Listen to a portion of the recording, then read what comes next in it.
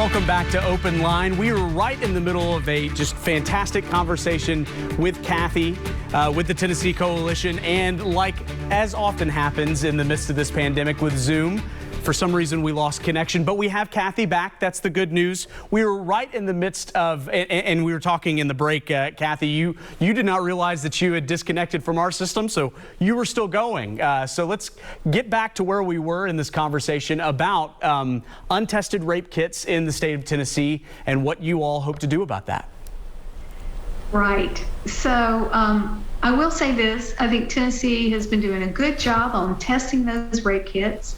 But a new feature that we want to add with legislation this year is to set up a tracking system so that when rape kits are done, that the victim will be able to track that rape kit throughout the testing process. So what happens in Tennessee now is when a rape kit is performed at the hospital or medical facility, law enforcement picks up that kit and then they will send it to TBI for testing. Now, right now, it takes a while to get DNA tested at TBI because of, again, a lack of resources. So it can take a number of months for that to be tested. So for a victim of sexual assault, being able to have an electronic system where they can go online at any time and see the progress of their kit and where it is, I think will give sexual assault victims peace of mind to know that it's in the works, that they're testing that kit. So this bill would have TBI create that electronic testing system. A victim would be given a number for their kit. They would have a way to go into that system and test it. So we feel very strongly that bill is going to pass, and it will be a new tool for sexual assault victims to use. Absolutely. I know I have done stories before with people that were just frustrated that, obviously investigators have a lot to do, so they can't always be in constant contact on the status of that. So I'm sure just that transparency and ability for the individual to check that on their own would be tremendous peace of mind. It will be. And, I was talking about resources for TBI. Last year when we were talking about this issue, it took over 200 days to test a kit just because of all the DNA testing that needs to be done, and how many scientists they have and how much equipment that they have, because there's all kinds of new technology with DNA for all kinds of crimes, and TBI has to test all of that. So we're also hopeful that in the future TBI will have more resources so that they will be able to process rape kits and other DNA testing quicker. Do you envision that part of the conversation being something potentially obtainable this legislative year, or is it tough with, I know there's lots of constraints on the budget with COVID-19?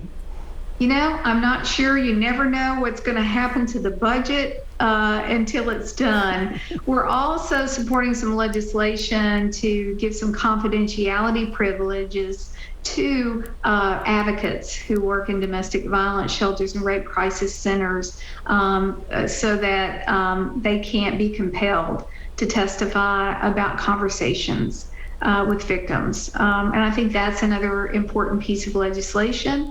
Another one that's really interesting that we're supporting is a bill that will require hairdressers and barbers to have training on domestic violence and sexual assault, because that's one of those areas where a lot of times hairdressers develop relationships with their clients, and it's a great opportunity for them to share information about domestic violence, and possibly their client may share or disclose something to them. So we think that's another positive bill.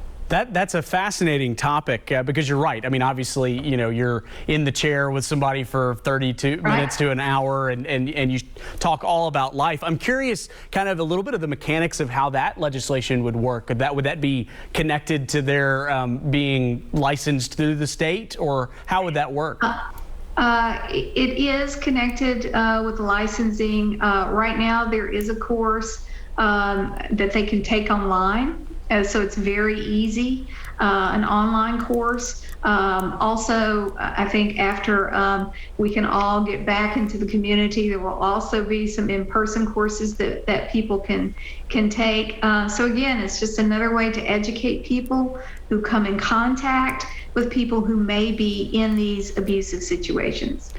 Kathy, I think you just mentioned it here, but I want to make sure I was clear on this. So is that something voluntarily hairdressers and barbers can already do and access that training online?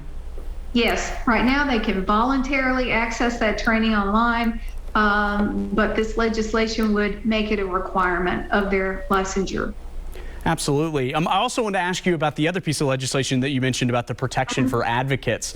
Talk a little bit about why having those protections could help more people have those conversations and come forward. Because I think that if the victim knows that these conversations can be confidential, they're going to be more likely, to want to share information with the advocate. So I think it is something that will encourage people, to reach out more and talk more. Also, part of that bill is that advocates will have to have training in order to get this privilege. And again, that's one thing the coalition does. We train advocates, we train police officers, judges, medical personnel. So if there are listeners out there, businesses, if you're looking for somebody to come in and do training with your staff, we're happy to do that. We have a project right now where we're going to be unveiling pretty soon a workplace violence online e-learning curriculum for supervisors. So supervisors who work in, all kinds of companies will be able to take that. Because I think also if a company knows how to respond to an employee who may be experiencing domestic violence or sexual assault, that has the potential to really save somebody's life. And right now in Tennessee, I think we are number 9 in the country for the number of women who are killed every year by their abusive partners. Now, we've been as high as number 3. We were number 5 last year, but really for the past 2 decades, we have been in the top 10 most dangerous states when it comes to domestic violence. So that means that we need to continue looking at places where we can educate, where we can get this information out to victims so they will know where to go, so people will know how to intervene so that we can save lives. Absolutely. And to be able to provide that funding, obviously, you all have to have some funding of your own. If there are people watching tonight that want to be able to help the mission, what are some ways to donate? And what can you talk about, of where would that money go? Like what different services can be provided if people are able to support Tennessee Coalition? Well, first of all, you can go to our website, tncoalition.org, because you can donate there. But as I mentioned earlier, we have lots of different ways that we are assisting victims of domestic and sexual violence and the programs that are supporting those victims. The coalition, we have an emergency assistance fund. It's an emergency financial assistance fund, and we help victims all across the state with things like if they need help paying their rent, their utilities, food, maybe they need a bus ticket to get to their parents' house in another state because they're fleeing. Maybe they've gotten away, but they're still in a fragile situation. And let's say that their tire blows out on their car and they don't have any way to get to work and they're going to lose their job. So we might be able to help them with getting a new tire for their car.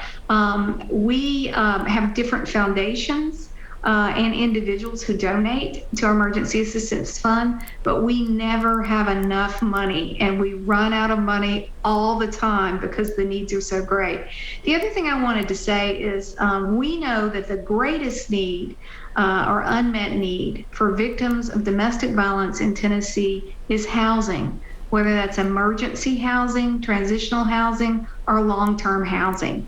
And so funds are needed to help victims who are fleeing from their abusive situation have stable, safe housing.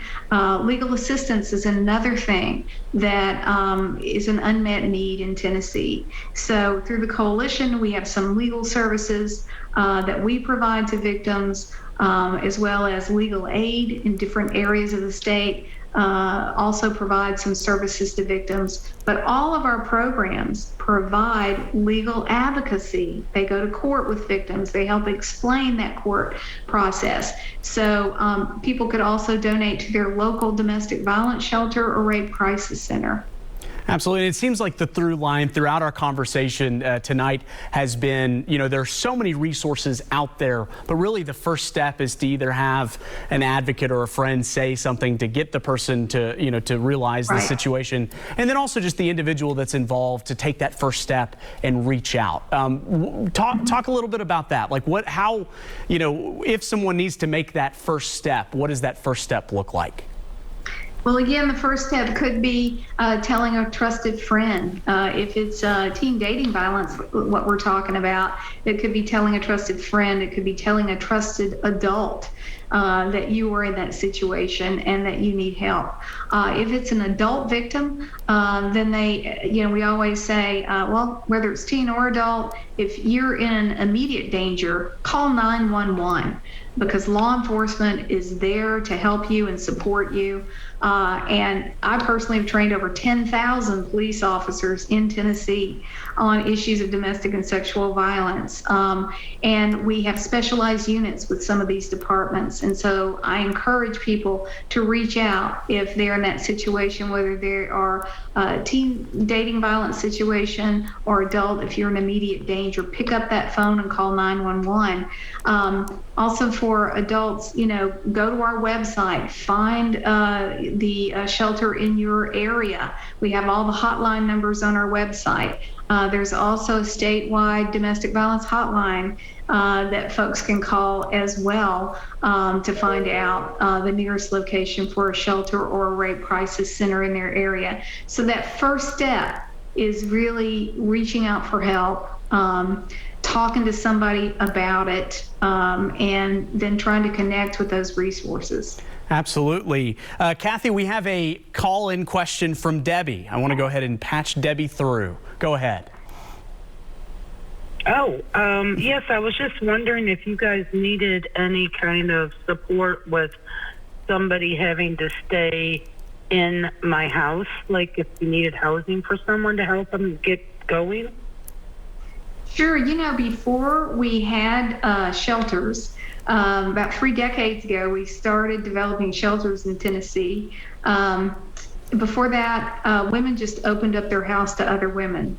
So that is something that we have done before. What I would encourage you to do, Debbie, is to get in touch with a shelter in your community because they might need that service. They certainly need volunteers. Where do you live, Debbie? What city do you live in?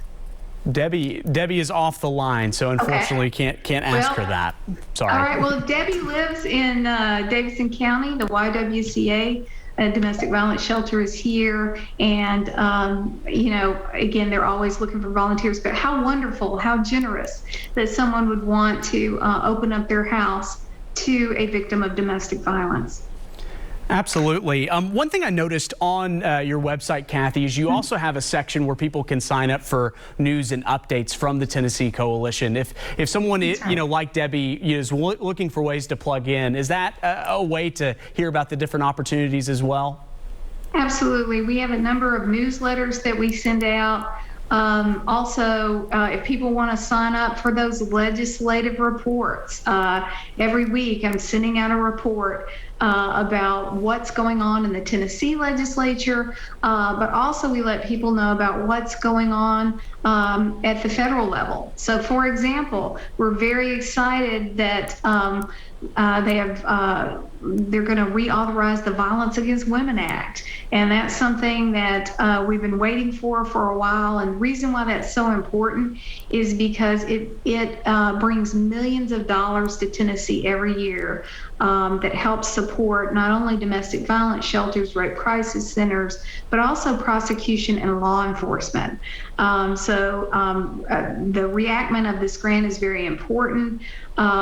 We also have the the Family Violence Prevention Fund that is getting, I think it is recently passed. There's going to be some new money that's going to be coming from there.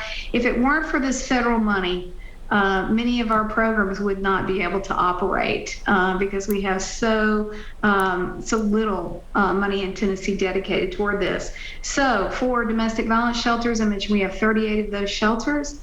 The only state money we have is about $1 million, and it comes from marriage license fees. And that's something we passed back in 1984. So think about dividing $1 million between 38 programs. It's not much money. And for sexual assault, there really is no money in the state budget for sexual assault at all. And I think that's one of the reasons why we only have 12 sexual assault programs in Tennessee. We just don't have the resources. So that's the other thing I encourage you, talk with your legislators about more state funding for these programs.